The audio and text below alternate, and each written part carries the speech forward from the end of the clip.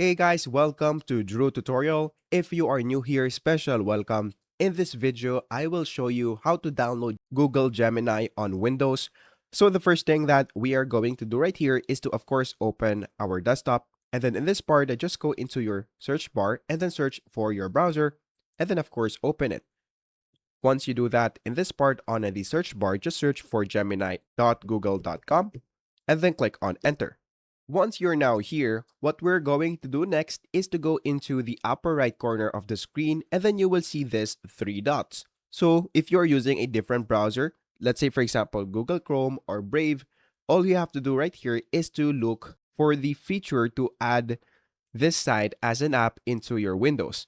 So in my case, this is where it is located, which is in the More Tools.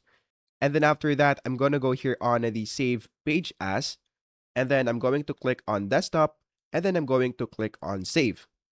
And then once you do that, let's wait for this to finish. And then if we go here on our desktop, you will see this right here. So if I click on this, I will be redirected into Gemini app. So that is basically it, and that is how easy it is.